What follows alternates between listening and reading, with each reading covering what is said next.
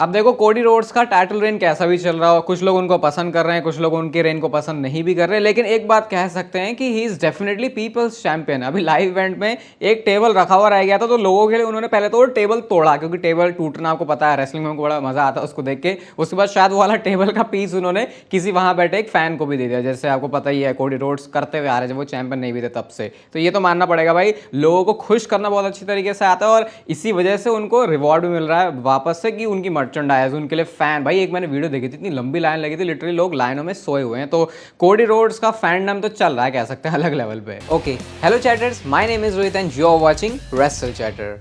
Voice of wrestling के एक और एपिसोड में आपका वेलकम है। और प्रोफेशनल रेसलिंग का फैन होने के नाते अगर आज इस चीज़ के बारे में बात नहीं की जाए तो ये भाई बहुत बड़ी नाइंसाफ़ी हो जाएगी। मैं इसको ओपनली एडमिट करता हूँ, आपको पता है कि मैं थोड़ा बायस्ड हूँ डब्ल्यूडब्ल्यूई के लिए, मेरे को उनका प्रोडक्ट देखने में ज़्यादा मज़ा आता है। लेकिन आज जो ऑल इन शो में हुआ है, CM पंक के चैंट से लेके स्टिंग वहां पर थे, क्या कमाल की स्टोरी टेलिंग, क्या मैचेस। अब अगर आप AEW देखते हो तो आपके भी कुछ मिनट के लिए बहुत बल्ले बल्ले होने वाले कि मैं AEW के बारे में अच्छे से बात कर रहा हूं, और नहीं भी देखते तो आपको मैं बैक स्टोरी के साथ भी चीजें बताऊंगा। और अगर आपको AEW देखनी शुरू करनी है तो आप ऑल इन के आज के पूरे शो से सब कुछ देख सकते हो, क्योंकि पूरे शो देखने के बाद आपको पुराना, पिछला और अब आगे क्या होगा वो भी समझ में आ जाएगा। ज्यादा डिटेल में नहीं घुसूंगा, लेकिन कुछ कुछ चीजें मैं आपको बताता हूं। जैसे मराया मे और टोनी स्टॉर्म का मैच था। इस समय अगर मैं ये बोलूं पूरे विमेंस डिवीजन में प्रोफेशनल रेसलिंग में AEW में बेटर कैरेक्टर है टोनी स्टॉर्म का, जो उनका टाइमलेस वाला गिमिक है, इतना वो जबरदस्त है। आपको टोनी स्टॉर्म को देख के ऐसा लगेगा कि ये अभी आज की सुपरस्टार नहीं, एक तो उनका वो पुराना विंटेज जैसा गिमिक है, उसकी पूरी फील ही अलग है। अगर आप उनकी एंट्रेंस को,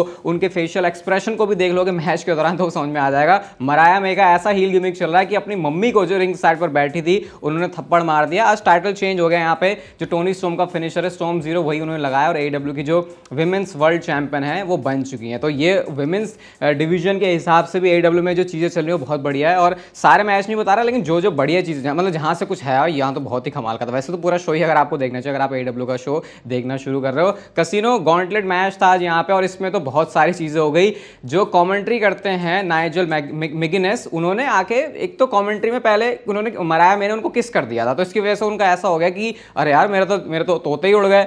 बाद में उन्होंने इसी गॉन्टलेट मैच में अपनी एंट्री मारी, वो कमेंट्री वाला स्पॉट छोड़ गया, तो ये बड़ा इंटरेस्टिंग था। और रिकोशे भी आज फाइनली आ चुके हैं ऑल इन में, जैसे मैंने आपको बोला भी था, स्पॉइलर की तरह यहाँ पे से ले सकते हो। बाकी रिजल्ट कुछ ऐसा निकलता है, जब क्रिश्चियन आते हैं उन्होंने बोला भाई अब मुझे टाइटल तो चाहिए, तो आज वो आए यहाँ पर। किल स्विच ने, लूचासोरस ने उनकी हेल्प ही कर दी, जो कि एक पॉइंट पे ऐसा लग रहा था कि शायद उनके ऊपर टर्न हो सकता है। आपको पता है इनकी जो जोड़ी है वो बहुत टाइम से चल रही है, तो क्रिश्चियन को जो है अब अपॉर्चुनिटी मिल चुकी है आगे चैंपियनशिप मैच के लिए। इसके बाद MJF versus will osprey, I think इसको तो मैं बता भी नहीं पाऊंगा भाई। इस मैच को पूरा जाके आप देखोगे, इनकी जो स्टोरी रही है, जैसे आज जो लंदन है होम टाउन बॉय है विल ऑस्प्रे, तो आप इमेजिन कर सकते हो उनकी एंट्रेंस किस टाइप की रही होगी। असासिन क्रीड जो मेरा फेवरेट गेम है उसी के साथ कोलैब करके उन्होंने वो जो अपनी गिमिक वाली एंट्रेंस मारी, बहुत अच्छा था। MJF ने जो इंटरनेशनल चैंपियनशिप है उसको अमेरिकन चैंपियनशिप बना दिया था। सोचो क्योंकि आज लंदन में शो है, तो उनका गिमिक बहुत टाइम पहले से ऐसा चलना शुरू हो गया था कि वो अमेरिका की ज्यादा तारीफें कर रहे हैं, ताकि वो वो जो कैरेक्टर है उसका रोल प्ले कर पाए आज लंदन के इस हॉल में, तो वो भी बहुत मस्त था। ये स्टोरी थी कि टाइगर ड्राइवर वाला फिनिशर क्या वो लगाएंगे, क्योंकि अगर वो लगा देते तो विल ऑस्प्रे फिर जीत जाएंगे, और ऐसा ही होता भी है इस मैच में। मैं जस्टिफाई नहीं कर पा रहा भाई अपने वर्ड्स के साथ, आप जाके से देखोगे तो आपको समझ में आएगा किस लेवल का मैच था। सिर्फ ये नहीं है कि जैसे मैं AEW में बोलता हूँ भाई रेसलिंग किक्स एंड फ्लिप्स ये सब हो रहा है, उसके पीछे की पूरी स्टोरी है जो कि वो पूरे मैच में टेल कर रहे हैं। जैसे हम रोमन रेंस के मैचेस में देखते हैं, जैसे रोमन रेंस और सैमी ज़ेन के मैच में आप कह सकते हो रेसलिंग मैच तो अच्छा ही है वो, लेकिन उसके बीच बीच में भी जो चीजें होती है तो वो सारा एलिमेंट आपको इस मैच से मिल जाएगा।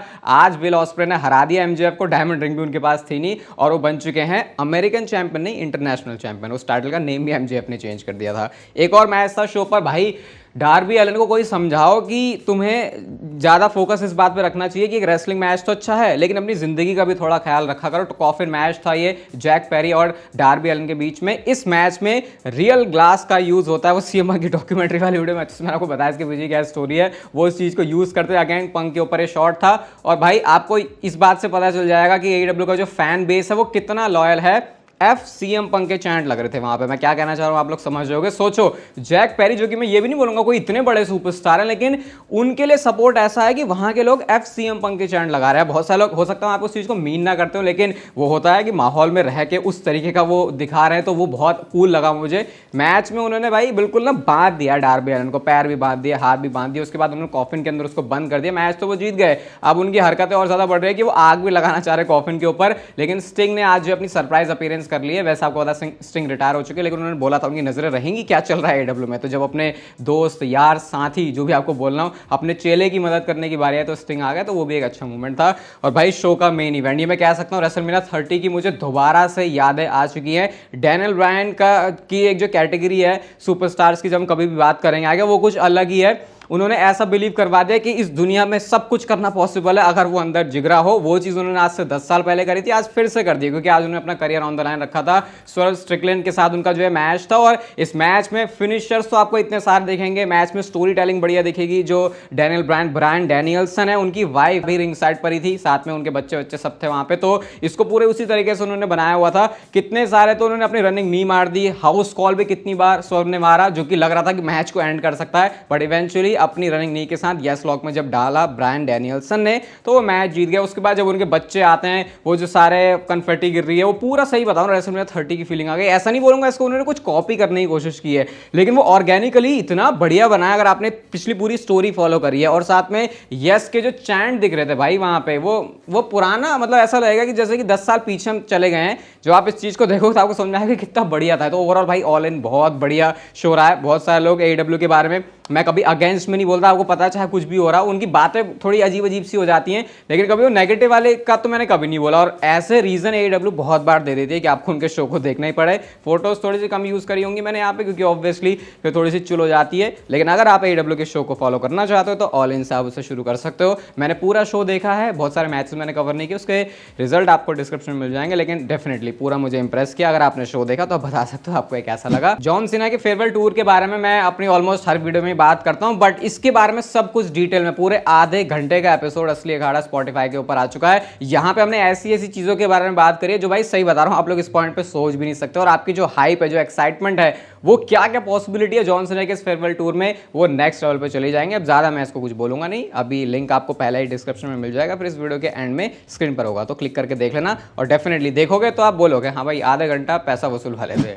अब चलो अपनी बाकी चीजों के ऊपर भी आ जाते हैं। तो लाइव इवेंट WWE ने किया, और इस लाइव इवेंट में कैसे मैचेस दे रहे हैं गुंथर और इलिया ड्रैगुनोव, जिस मैच के लिए फैंस की इतनी हाइप है कि भाई क्या बैंगर मैच डिलीवर करेंगे, वो उन्होंने लाइव इवेंट के अंदर ही दे दिया। और गुंथर यहाँ पे चैंपियनशिप डिफेंड कर रहे थे, तो ऑब्वियसली वो जीत जाते हैं। इसके अलावा कोडी रोड्स और AJ स्टाइल्स का भी मैच हो गया। भाई AJ स्टाइल्स अब तुम लाइव इवेंट में आ गए, जरा अपनी तशरीफे स्मैकडाउन में भी लेके आ जाओ।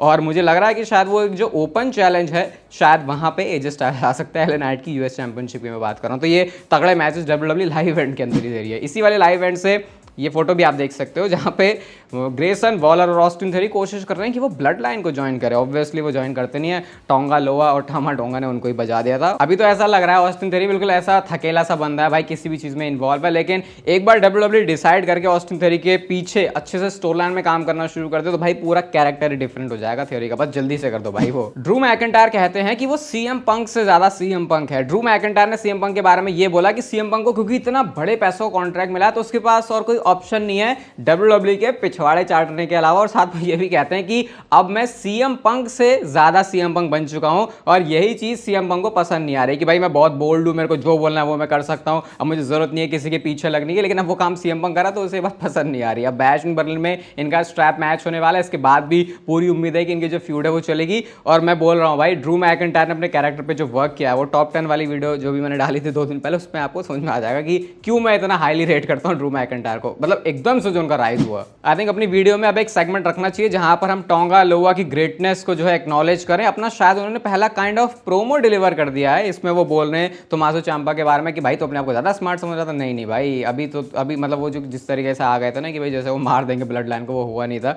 तो ये अब जो चीज़ है वो उनकी ट्रेंड हुई बहुत ज़्यादा ट्विटर पे। कुछ भी टोंगा लोआ बस आ भी जाए ना तो उनका फैन बेस तो कुछ अलग ही लेवल का हो गया है। और इस वाले ग्राफिक्स से, इस वाले ट्वीट से आपको समझ में आ जाएगा कैसे टोंगा लोआ के जो स्टैट हैं वो CM पंक से ज़्यादा बेटर है। तो अब बताओ वैसे में कौन टोंगा लोआ को अप्रिशिएट ना करे फिर। कल रॉ में तो WWE का कुछ अलग ही प्लान है। ये रॉ से ज़्यादा मुझे एक PLE जैसी फील दे रहा है। एक तो अंकल हाउडी, बो डैलस कल ये जो है अपना मैच करने वाले हैं, और ब्रॉन्सन रीड और ब्रॉन स्ट्रोमैन के मैच को WWE किस तरीके से हाइप कर रही है, मीट वर्सेस मीट। मैं तो देखना चाहता हूं कि अपर हैंड इसमें किसको मिलने वाला है। जैसे मैंने बोला था कि WWE को बहुत ज्यादा सेफ खेलना है, यहाँ पे किसी एक को बहुत ज्यादा भी तगड़ा नहीं दिखा सकते वरना दूसरे की बैंड बच जाएगी। ना मैं इस पॉइंट पे ये मानता हूं कि कुछ भी वीक वीक दिखना अफोर्ड कर सकते हैं ब्रॉन स्ट्रोमैन और ना ही ब्रॉनसन रीड। और कल लोग बोल रहे हैं कि शायद रिंग भी टूट सकती है, मतलब ऐसी स्पेकुलेशंस हैं, तो देखते हैं कल। मतलब आप लोगों ने भी बोला था शायद कमेंट सेक्शन में आप तो रिंग टूट रही है, बट देखते हैं। अगर मैच मेन इवेंट में है, जो कि मुझे लगता है शायद अंकल हाउडी का मैच होना डिजर्व करता था, उसकी वैल्यू, बट जो भी है कल रॉ में बहुत कुछ होगा भाई। अरे ये क्या चल रहा है, डब्ल्यूडब्ल्यू रोमन रेंज के अगेंस्ट में कुछ चीजें फैला रही है। मतलब मैं क्या चल रहा है सब कुछ आपको बताता हूं, फिर उसके ऊपर अपना ओपिनियन दूंगा।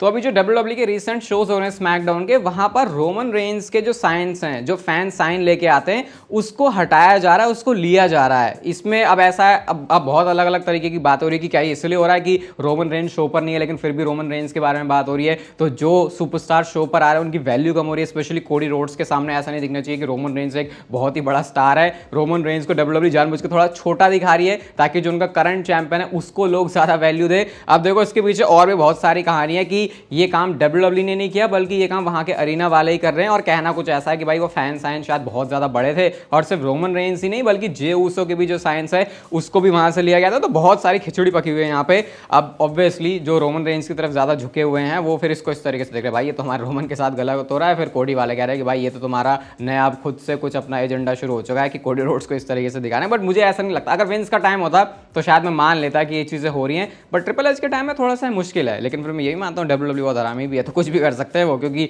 हो सकता है उनको कोडी रोड्स को दिखाना हो तगड़ा, बट कोडी रोड्स तो वैसे भी सही कर रहे हैं। अगर उनकी स्टोरी लाइन को हटा दे तो थोड़ा कंफ्यूजिंग है, बट ये भी एक रीजन मिलता है Roman Reigns and Cody Rhodes के फैंस को थोड़ा डिवाइड होने का, जो आई थिंक होना नहीं चाहिए। तो ये ट्वीट आया है WRKD रेसलिंग की तरफ से, सिर्फ एलेक्सा ब्लिस की GIF इन्होंने पोस्ट की है, और इससे ऐसा लग रहा है कि या तो एलेक्सा ब्लिस बहुत जल्दी आने वाली हैं या फिर वो ऐड होने वाली हैं वायर्ड 6 की स्टोरी लाइन में। दो ऐसे नाम, ब्रॉन स्ट्रोमैन, एलेक्सा ब्लिस, मुझे लगता है down the line definitely wired 6 का पार्ट होंगे। बट अभी इस पॉइंट पे तो मुझे ऐसा लग भी नहीं रहा कि जरूरत है, लेकिन शायद अगर एलेक्सा ब्लिस वापस आ रही है, ट्रेनिंग वगैरह उन्होंने शुरू कर दी है, तो ऐसा भी हो सकता है कि उनको पहले ब्रॉन स्ट्रोमैन की तरह स्टोरी लाइन में नॉर्मली दिखाएं, उसके बाद वो उसका पार्ट बने, शायद जब वो हार रहे हैं या फिर कुछ कर रहे हैं फिर उनको खुद वायर्ड 6 की जरूरत हो। तो ऐसा लग रहा है कि शायद वो चीज थोड़ी जल्दी हो सकती है। तो कैसी रहने वाली है रोमन रेंज की रेसलमेनिया 41 तक की कहानी, पहले तो मैं आपको ट्वीट दिखाता हूं और कैसे कुछ चीजें मुझे ऐसे इसमें लगती हैं जो शायद होने नहीं वाली। Roman Reigns versus Solo Sikoa, bad blood हो सकता है इसका चांस हो। फिर Roman Reigns versus Jacob Fatu Crown Jewel में, ओजी ब्लड लाइन और bad blood line survivor series में, Roman Reigns Royal Rumble match में, और उसके बाद Roman Reigns versus the Rock. ये होगा रेसलमेनिया 41 में। अब जैसे मैं आपको रिसेंटली बहुत सारे अपनी वीडियोस में बता चुका हूं कि जो अभी डब्ल्यूडब्ल्यू का ए प्लान है इस समय वो रॉक और कोडी रोड्स के मैच का है।